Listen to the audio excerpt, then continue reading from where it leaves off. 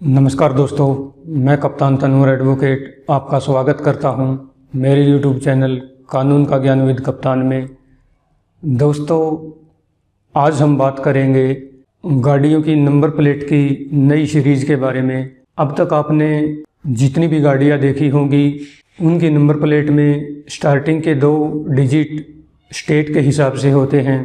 जैसे कि कोई गाड़ी दिल्ली की है तो उसमें DL लिखा मिलेगा, कोई गाड़ी पंजाब की है तो उसमें पंजाब लिखा मिलेगा, कोई गाड़ी उत्तर प्रदेश की है तो उसमें UP लिखा मिलेगा। लेकिन अब आपको रोड पर कुछ गाड़ियां BH सीरीज की चलती हुई दिखती होगी, जिनकी नंबर प्लेट में शुरू में 2 अक्षर न्यूमेरिक होते हैं, जैसे कि 21, 22, 23, और उसके बाद BH, और फिर उसके बाद गाड़ी का नंबर, और फिर 2 अल्फ़ाबेट होते हैं।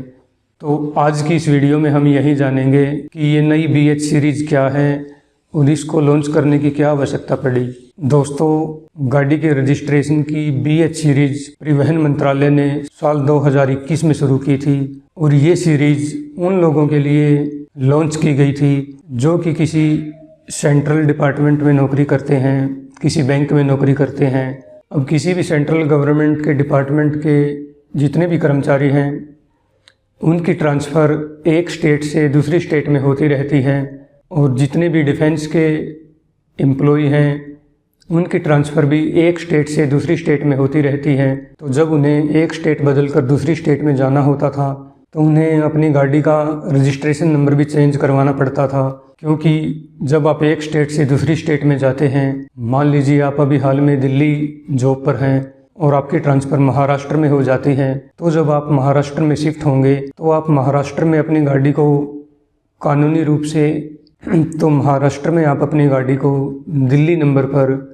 ज़्यादा से ज़्यादा 1 साल तक चला सकते हैं, और उसके बाद आपको महाराष्ट्र का नंबर लेना होगा और उसका टैक्स पे करना होगा, जो कि काफ़ी एक्सरसाइज वाला काम हो जाता है। उसके लिए आपको पहले दिल्ली से NOC निकलवानी पड़ेगी, फिर उसके बाद महाराष्ट्र RT ऑफिस में फ़ाइल जमा करानी होगी, उसके बाद आपको महाराष्ट्र का टैक्स पे करना होगा, फिर आपकी गाड़ी पर आपको महाराष्ट्र का नंबर मिलेगा, और फिर आप वो गाड़ी आप महाराष्ट्र में चला पाएंगे। लेकिन 2-3 साल बाद फिर आपकी बदली हो जाती है और आपकी बदली चंडीगढ़ में हो जाती है, तो फिर से आपको यही प्रोसेस करना पड़ता है। तो परिवहन मंत्रालय ने इसी समस्या को दूर करने के लिए इस नई BH सीरीज़ को लॉन्च किया है। इसका बेनिफिट ये है कि BH सीरीज़ की गाड़ियाँ हर स्टेट में ऑल ओवर इंडिया आप कहीं भी चला सकते हैं, और उसका नंबर आपको चेंज करवाने की कोई आवश्यकता नहीं है।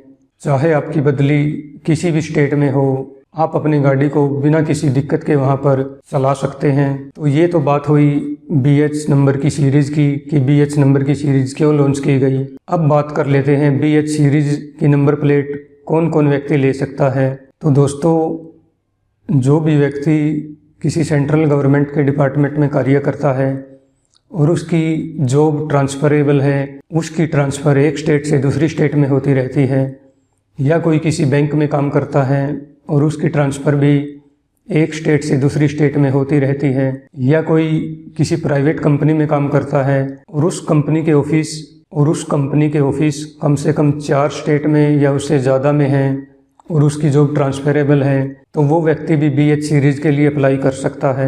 अब बात आती है BH सीरीज़ नंबर प्लेट के लिए कॉस्ट कितनी आती है, क्या इसका खर्च नॉर्मल नंबर से कम होता है या ज़्यादा होता है। तो दोस्तों, BH सीरीज़ की नंबर प्लेट लेने के लिए आपकी गाड़ी की जितनी इनवॉइस है, यानी कि आपकी गाड़ी का बिना GST के जितना बिल है उसका 8% देना होता है।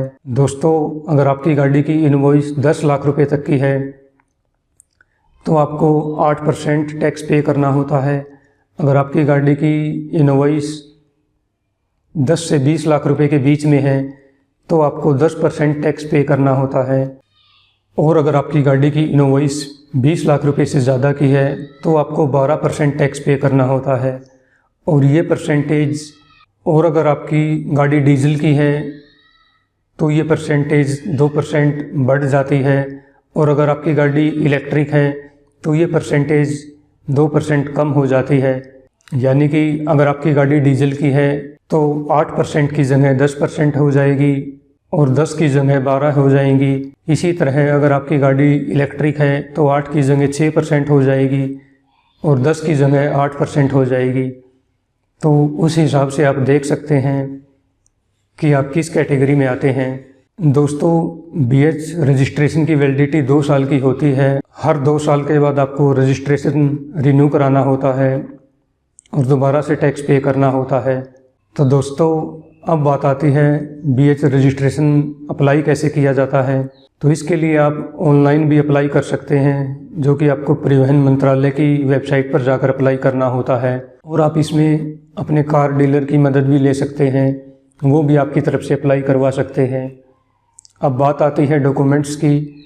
तो आपको इसके लिए गाड़ी की इनवॉइस, अपना आधार कार्ड, अपना पैन कार्ड, फॉर्म 20, गाड़ी का इंश्योरेंस, गाड़ी का पोल्यूशन सर्टिफिकेट और ये सारे डॉक्यूमेंट्स अरेंज करने के बाद आप अपने RTO ऑफिस में ऑनलाइन अप्लाई कर सकते हैं।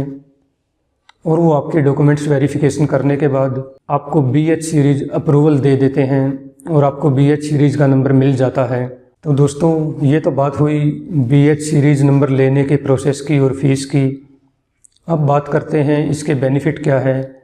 तो दोस्तों, BH सीरीज़ का सबसे बड़ा बेनिफिट तो यही है कि आप अपनी गाड़ी ऑल ओवर इंडिया किसी भी स्टेट में चला सकते हैं। आपको अपनी गाड़ी का रजिस्ट्रेशन ट्रांसफ़र करवाने की कोई आवश्यकता नहीं होती।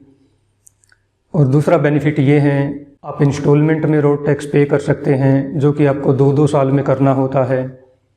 तीसरा बेनिफिट ये है कि आपकी गाड़ी पर इनवॉइस के हिसाब से टैक्स लगता है, जो कि नॉर्मल टैक्स से कम ही पड़ता है।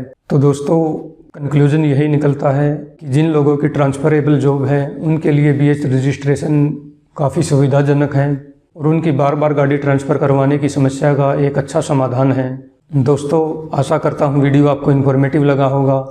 मेरा चैनल लाइक कीजिए, सब्सक्राइब कीजिए। मिलते हैं अगली वीडियो में किसी और टॉपिक के साथ। तब तक के लिए जय हिंद, जय भारत।